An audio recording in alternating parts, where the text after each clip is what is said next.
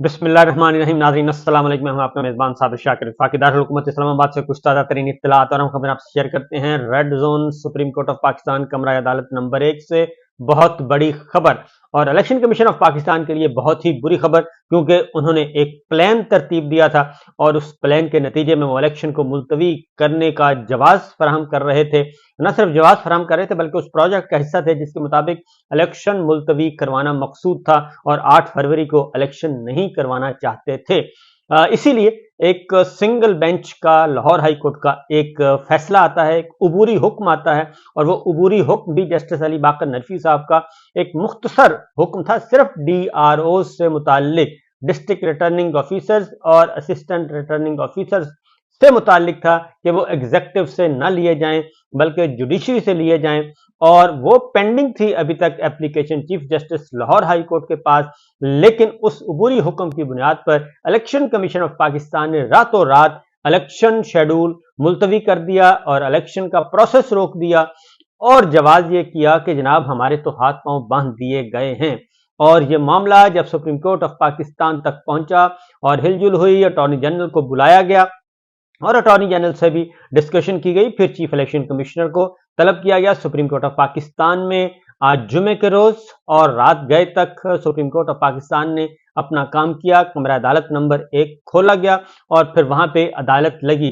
Chief election commissioner को बुलाया गया, अटॉर्नी जनरल को बुलाया गया, फिर आला क़यादत जो है सुप्रीम कोर्ट ऑफ पाकिस्तान की वो जमा हुई। चीफ जस्टिस काजी फायद ईसा साहब, जस्टिस सरदार तारिक मसूद साहब और जस्टिस एजाजुल एहसन साहब, उन तीनों ने मुशावरत की और तीनों ने मुशावरत करने के बाद ये फैसला किया कि इस इशू को टेकअप किया जाना चाहिए।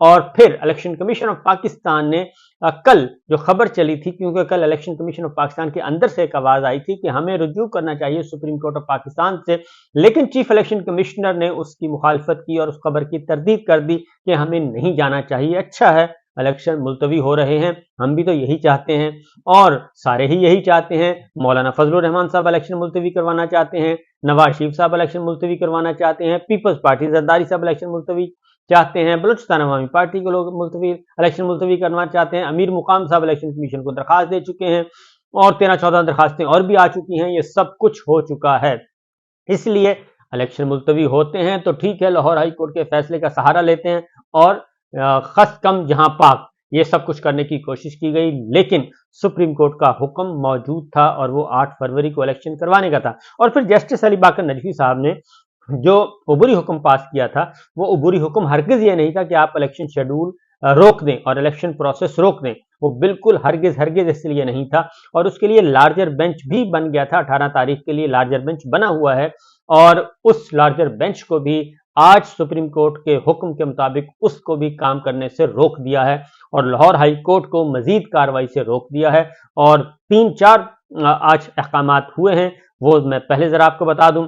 अटॉर्नी जनरल सबसे पहले तो कमरा अदालत नंबर जी खुला और उसमें चीफ जस्टिस काजी फायद ईसा साहब, जस्टिस सरदार तारक मसूद साहब और जस्टिस मंसूर अली शाह साहब, ये फुल बेंच था। जस्टिस एजाजुल एहसन साहब ने अपनी मसरूफियत की वजह से माजरत कर ली थी कि वो इस बेंच में नहीं बैठ सकते, इसलिए फिर जस्टिस मंसूर अली शाह साहब को घर से बुलाया गया और उन्हें कहा गया कि आप इस बेंच का हिस्सा होंगे, लिहाजा ये सब कुछ हुआ।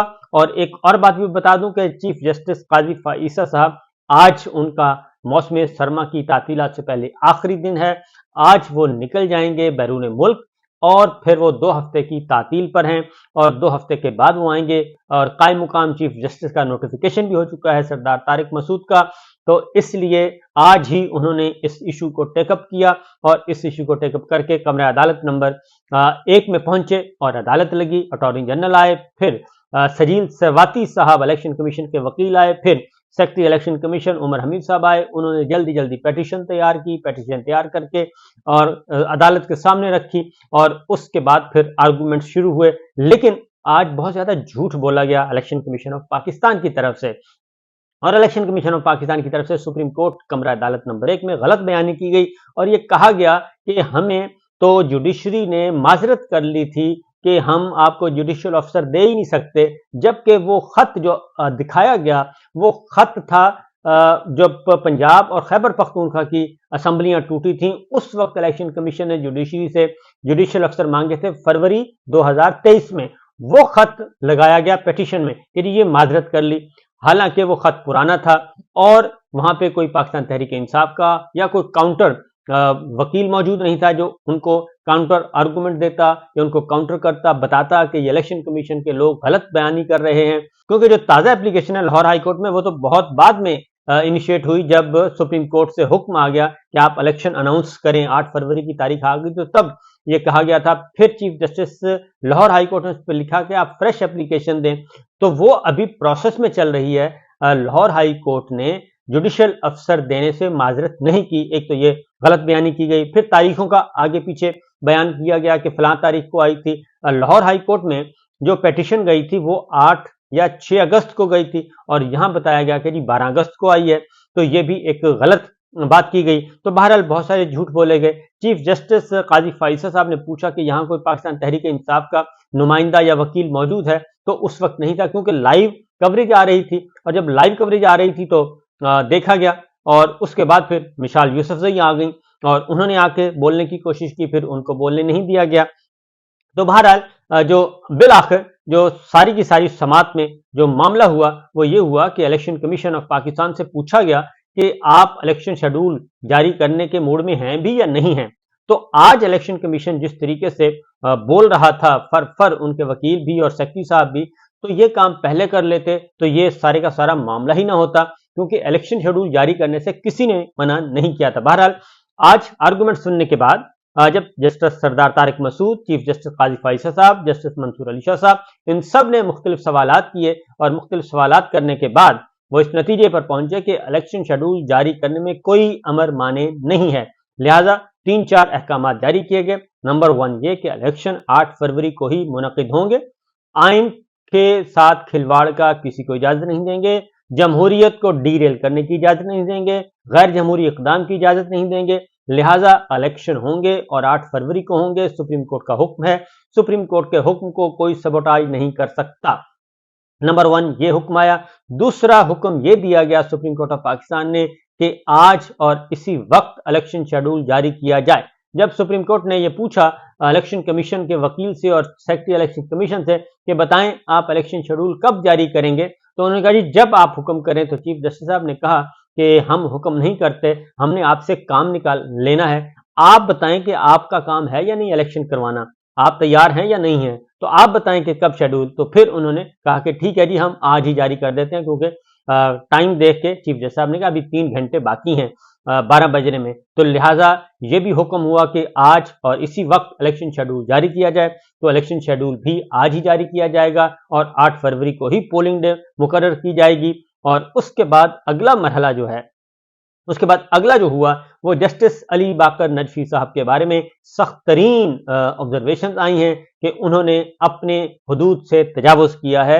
जस्टिस अली बाकर नजफी साहब ने ये सारे का सारा प्रोसेस रोक के और उन पे ये तौहीन अदालत आर्टिकल 204 का जिक्र किया कि ये तौहीन अदालत के ज़िम्मे में आता है। और जो वकील थे उमैर नियाजी, उनके खिलाफ तो तौहीन अदालत का नोटिस इशू भी कर दिया गया और उन्हें बुला लिया गया और जस्टिस अली बाकर नजफी साहब को कहा गया कि उन्होंने अपनी हुदूद से तजावुज किया।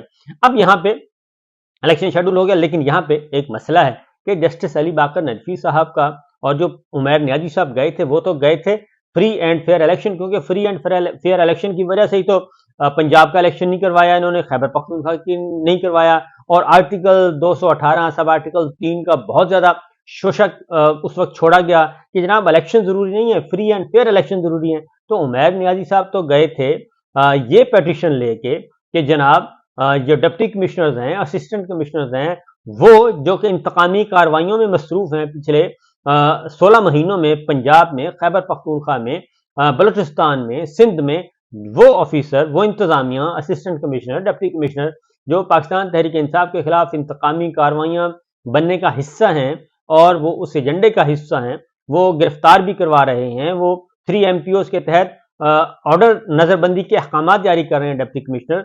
तो वही अगर इलेक्शन करवाएंगे तो ये इलेक्शन साफ शफाफ कैसे होगा।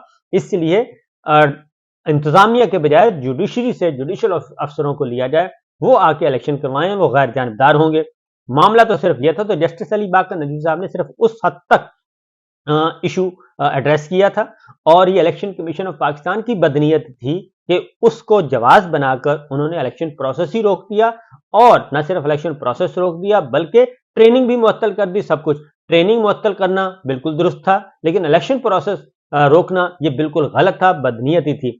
इसलिए असल जो फसाद है वो इलेक्शन कमीशन ऑफ पाकिस्तान के अंदर से शुरू हुआ, सबोटाज अंदर से हुआ और सहारा लिया गया जस्टिस अली बाकर नजीर साहब का, जबकि फौरी तौर पर chief justice Lahore high court ने वो एक बड़ा बेंच भी तश्कील ले दिया, 5 मेंबर्स लार्जर बेंच, और उसको भी आज रोक दिया गया है। सुप्रीम कोर्ट के इस फुल बेंच ने उसको भी रोक दिया है, लाहौर हाई कोर्ट को भी रोक दिया है।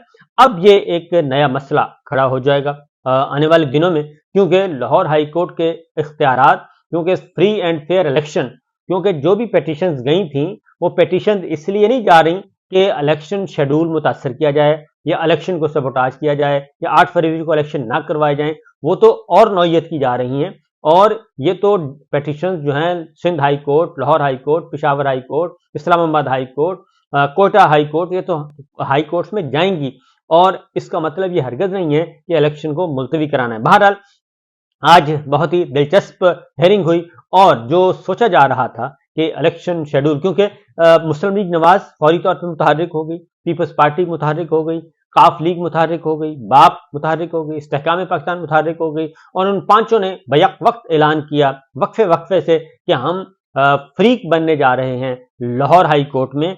जो पेटिशन पड़ी है लाहौर हाई कोर्ट में, हम फ्रीक बनने जा रहे हैं, जबकि वहां फ्रीक बनने के बजाय मामला था सुप्रीम कोर्ट में। सुप्रीम कोर्ट में आते, अपना पॉइंट ऑफ व्यू देते कि जी हम इलेक्शन में डिले नहीं चाहते, हम इलेक्शन चाहते हैं। तो वाहिद जमात है पाकिस्तान तहरीक इंसाफ जो कि इलेक्शन चाहती है, फ्री एंड फेयर चाहती है और बर वक्त चाहती है। वो तो पंजाब असम्बली उन्होंने तहलील की, खैबर पख्तूनख्वा तहलील की, उस वक्त से वो कोशिश में मसरूफ हैं कि जनाब हमें इलेक्शन दें। तो इलेक्शन से तो भाग रही हैं ये सारी जमातें जो कि आज सुप्रीम कोर्ट में नहीं पहुंची, हालांकि इनको पहुंचना चाहिए था। बहरहाल हुक्म आ चुका है जी, और एक प्लान जो था ग्रेटर प्लान इलेक्शन मुलतवी करने का, वो फिल वक्त उसमें बड़ी रुकावट आ गई है।